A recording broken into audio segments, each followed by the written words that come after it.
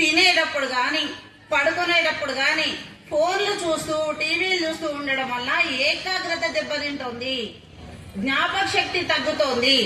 అట్లా కాకుండా భోజనం చేసేటప్పుడు పగలంతా కుదరకపోయినా కనీసం రాత్రిపూట కుటుంబంలో ఉన్నటువంటి 4-5 కలిసి కూర్చొని భోజనం చేస్తూ ఆ రోజు మనం పడినటువంటి శ్రమంతటి గురించి మాట్లాడగలిగినట్లయితే, మా అమ్మ ఇంత కష్టపడుతుంది, మా నాన్న ఇంత కష్టపడుతున్నారు, నేను బాగా చదవాలి, నేను మంచి స్థాయిలో నిలబడాలి, గౌరవప్రదమైన జీవితాన్ని జీవించాలి అని మన పిల్లలకు ఒక ఆలోచన వస్తుంది. అట్లా కాకుండా ప్లేట్ లో అన్నం పెట్టి తినరా అంటే వాడు తినుకుంటా టీవీ చూస్తాడు, తింటున్నాడో కింద పడుతుందో తెలియదు, హోంవర్క్ రాయరా అంటే టీవీ చూసుకుంటా రాస్తుంటాడు, ఏం రాస్తున్నాడో కూడా తెలియదు. కనుక అలా కాకుండా తినేటప్పుడైనా టీవీలు ఫోన్లు అన్ని పక్కన పెట్టేసి ప్రశాంతంగా కలిసి కూర్చొని భోంచేద్దాం. అన్నిటికన్నా ముఖ్యమైన విషయం ఇంకొకటి ఉందండి. అదేమిటో తెలుసా? మనం మాట్లాడే భాష. సృష్టిలో ఉన్నటువంటి అనేక జీవులకి మనిషికి ఉన్న భేదం ఏంటయ్యా అంటే మాట్లాడడం ఒకటే. అవునా కాదా? మనం ఆలోచిస్తాం, మాట్లాడతాం. జంతువులు మాట్లాడతాయా? ఆలోచించగలుగుతాయో? మనంత బాగా ఆలోచిస్తాయి, కానీ మనంత బాగా కాదు. ఈ మాటని మనం ఎలా వినియోగించుకుంటున్నాం? ఈ తల్లి నేర్పేటువంటి భాషని మనం మాతృభాష అంటున్నాం. ఈ మాతృభాష దాదాపు ఇక్కడ ఉన్న చాలా మంది తెలుగు భాష ఉంటుంది. మరి తెలుగు భాషని మనం మన పిల్లలకి ఎంత చక్కగా మాట్లాడడం నేర్పిస్తున్నాం. మన ప్రపంచంలో ఉన్న భాషలన్నీ నేర్చుకోవాలండి, కానీ మన మాతృభాషను మాత్రం మర్చిపోవద్దు. ఎందుకో తెలుసా? మీకు ఒక దెబ్బ తగిలింది అనుకోండి చిన్న పిల్లలకి, వాళ్ళు ఏమనంటారు చెప్పండి ఒకసారి? అబ్బా అమ్మా అంటారు, అంతేగాని మమ్మీ అంటారా? అన్నారు కదా. అదే మాతృభాషలో ఉన్న గొప్పతనం. ఇంకా మన దరిద్రం ఏంటంటే అమ్మలు నాన్నలు తమ పిల్లల్ని మమ్మీ డాడీ, పిల్లలు అమ్మని నాన్నని మమ్మీ డాడీ. ఎవరికి మమ్మీ, ఎవరికి డాడీ? ఒకసారి ఆలోచించండి. మనం మాట్లాడే విధానం సరైనదా? మరి మమ్మీ అంటే ఏంటి? ఈజిప్ట్ దేశంలో చనిపోయినటువంటి శవాల పైన నిర్మాణం చేసిన కట్టడాన్ని మమ్మీలు అంటారు. మరి మనం బతికున్న మమ్మీలమా, చనిపోయిన డమ్మీలమా? ఎవరు మరి మనం? ఒక్కసారి ఆలోచించుకుందాం. అన్ని భాషలు నేర్చుకుందాం. అమ్మా నాన్న అనే తీయని పిలుపుకి మనం దగ్గరవుదాం, మమ్మీ డాడీలను దూరం చేద్దాం. ఇది మన పిల్లలకి మనం నేర్పాల్సిన మొదటి సంస్కారం. ఇంకొక విషయం, మన వేషధారణ. గుడికి వస్తున్నాం అనగానే చక్కటి పట్టు చీరలు కట్టుకొని మంచి వేషధారణ వేసుకొని చక్కగా జుట్లు వేసుకొని హాయిగా వచ్చేస్తున్నాం. చూడడానికి అందమైన తల్లులు దేవతామూర్తుల్లాగా ఉన్నారు. అది ఇంటికి వెళ్లేసరికంటే పైనుంచి కింద దాకా ఒక గోతం తగిలిచ్చేసి అన్ని పక్కన పెట్టేసి, అవసరమైతే ఇవి కూడా తీసేసి ఇవి కూడా పక్కన పెట్టేసి, మనం మన పిల్లలకి ఏం ఆదర్శంగా ఉంటున్నాం, ఎలాంటి ఆదర్శాన్ని ఇస్తున్నాం? పిల్లలు చిన్న చిన్న బొట్లు పెడుతున్నారు చుక్కల్లాగా. ఇది తప్పు అని మనం చెప్తున్నామా? చెప్పట్లేదు. బొట్టు పెద్దగా పెట్టుకోవాలి, కనిపించేలాగా పెట్టాలని మనం చెప్తున్నామా? ఇది తల్లుల ధర్మం, తల్లులు చెప్పట్లేదు. ఇది తప్పు. ఎందుకు మనం బొట్టు పెద్దగా పెట్టుకోవాలి? ఒకటి, నరదృష్టి తగలకూడదని. రెండవది ఏంటంటే మన శరీరంలో ఉన్నటువంటి నాడులన్నీ ఇక్కడ కేంద్రీకృతమై ఉంటాయి. మన పెద్దవాళ్ళు చూడండి, పాతకాలం వాళ్ళు ఇలా పెట్టి ఇలా పెడతారు, పెద్ద కుంకుమ బొట్లు పెడతారు. అవునమ్మా? పెడతారు. ఎందుకు పెడతారంటే వాళ్ళకి చదువు రాకపోవచ్చు, మీ అంత నాగరికత లేకపోవచ్చు, కానీ వాళ్ళకి ఈ బొట్టిలా పెట్టడం వల్ల అందంగా ఉంటుందని మాత్రమే తెలుసు. దాని వెనుక సైన్స్ ఏంటంటే ఇలా తిప్పడం వల్ల ఇక్కడ ఉన్నటువంటి నాడులన్నీ కూడా స్వేచ్ఛగా జాగృతం చెందుతాయి, మంచి ఆలోచన శక్తి పెరుగుతుంది. కనుక బొట్టు పెద్దగా పెట్టుకోవాలి, చక్కగా పెట్టుకోవాలి, కనిపించేలాగా పెట్టుకోవాలి అంటారు. కానీ మనం అమ్మలు పెట్టడం లేదు, పిల్లలు అసలే పెట్టడం లేదు. కనుక మనం నైటీల సంస్కృతి నుంచి మన సంస్కృతికి మారదాం. ఆ నైట్లోనే వాడదాం. పగలంతా చక్కని వస్త్రధారణ చేసుకుని మన పిల్లలకి మంచి ఆదర్శవంతంగా మనం ఉందాం. తర్వాత వచ్చేసి మనం ఇంకా ఏం చేయాలి? మన ఇల్లు ఉంటుంది కదండి, మన ఇంట్లో చిన్న పూరి గుడిసె కావచ్చు, పెద్ద భవనం కావచ్చు, మన ఇల్లు ఎలా ఉండాలంటే ఒక సంస్కృతి కేంద్రంగా ఉండాలి.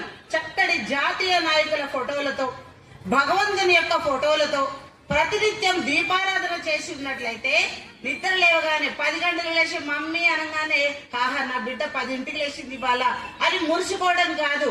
నాన్న 5 గంటలకు లేవాలి, స్నానం చేయాలి, భగవంతుని ధ్యానించాలి, చక్కగా దీపం వెలిగించాలి అని చెప్పగలగాలి. ఆ ఇంట్లో దీపం వెలిగించారనుకోండి, అగరబత్తిలో ధూపమో వేశారనుకోండి, చక్కటి సువాసన ఇల్లంతా పరుచుకుంటుంది. ఆ ఇంట్లో ప్రశాంతత ఉంటుంది. ఈ సినిమాల్లో చూస్తాం కదండి, వాళ్ళు పడుకున్న వాళ్ళంతా లేచేసి వస్తారు కదా. మరి మన ఇల్లు కూడా అదే, ఒక చక్కటి సంస్కృతి కేంద్రం కావాలి. ప్రతినిత్యం దైవారాధనకు ఆధారం కావాలి.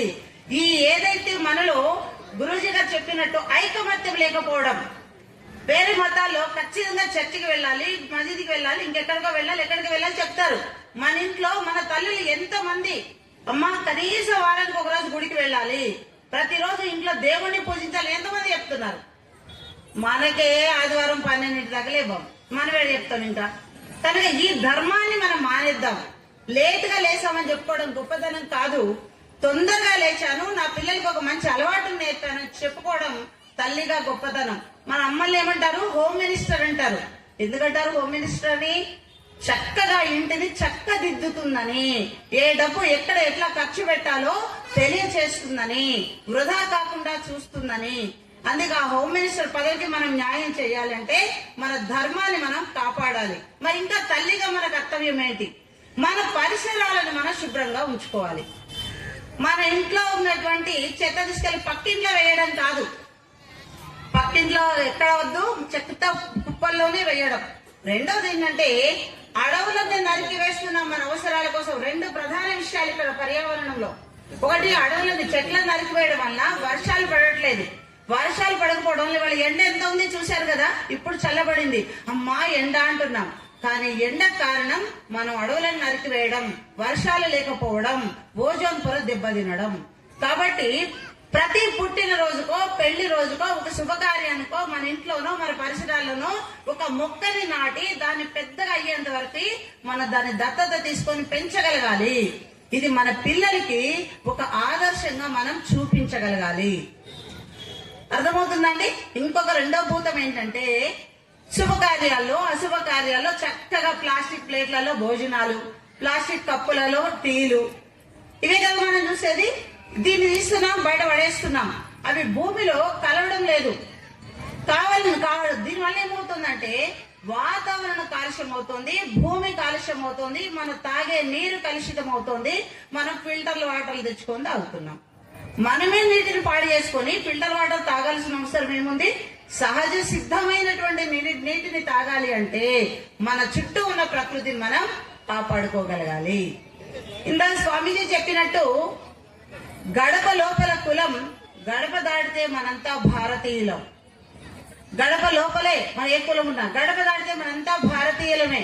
నేను కొన్ని చోట్ల వివక్షను చూసాను. ఏంటంటే కులం పేరుతో మన ఇంటికి ఎవరైనా వస్తే వాళ్ళు అధికారంలో ఉంటే కుర్చీల్లో కూర్చోబెట్టడం, అధికారం లేకపోతే కింద కూర్చోబెట్టడం, లేకపోతే వాళ్ళకి మంచి కప్పుల్లో టీ ఇవ్వడం, వీళ్ళకేమో ఏదో మామూలు వాటిలో ఇవ్వడం, అవి వాళ్ళనే కడిగి పెట్టమని చెప్పడం.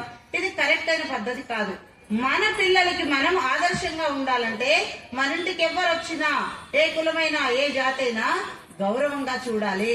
వాళ్ళని ఎలా మనం గౌరవించి మనం ఏం చెప్పక్కర్లేదు, ఇలా చేయని చెప్పక్కర్లేదు. తల్లిదండ్రులే పిల్లలకు ఆదర్శం.